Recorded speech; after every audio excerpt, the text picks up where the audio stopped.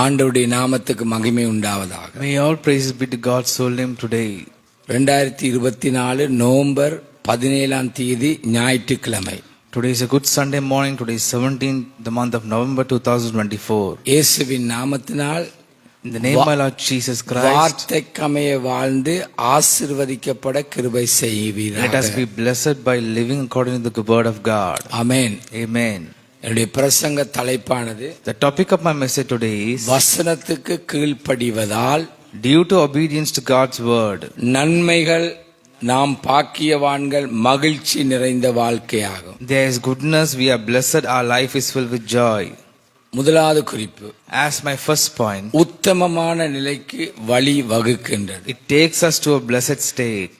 119 சங்கீதம் முதலாவது வார்த்தை. The book of Psalms at 119 verse 1. கர்த்தருடைய வேதத்தின்படி நடக்கிற உத்தம மார்க்கத்தார் பாக்கியவான்கள். Blessed are those whose way is blameless, who walk in the law of the Lord. கவனியுங்கள், Listen, பாவம் செய்து தோல்வியுற்றாலும் அறிக்கை செய்வதற்கும் முன்னிருந்த நிலைக்கு சீர்படுவதற்கும் வசனத்தால் முன்னேற்பாடு செய்யப்பட்டுள்ளது. even though we sin and become defeated, God's word has done the preparation through his word. இது உத்தமமான நிலைக்கு வழி வகுக்கின்றது.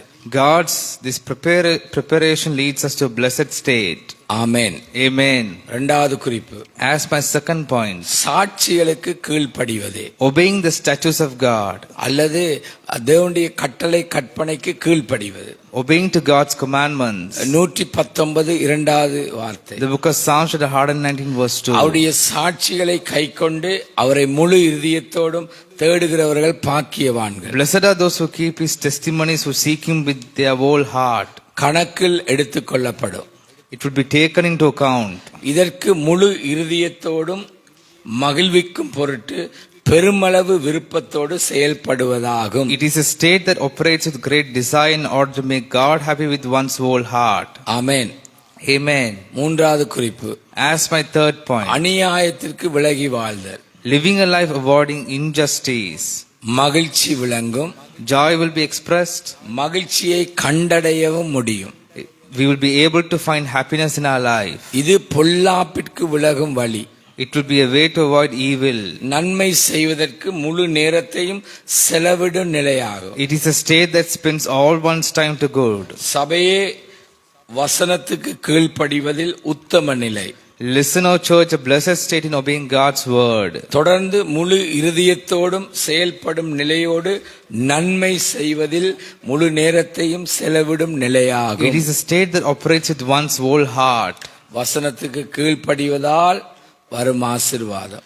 By obeying God's word, there is a blessed state. வசனத்துக்கு கீழ்ப்படிவதால் முழு நேரத்திலும் தேவனை மகிமைப்படுத்தக்கூடியதா இருக்கும். It is a state that we spend all the time through the word of God.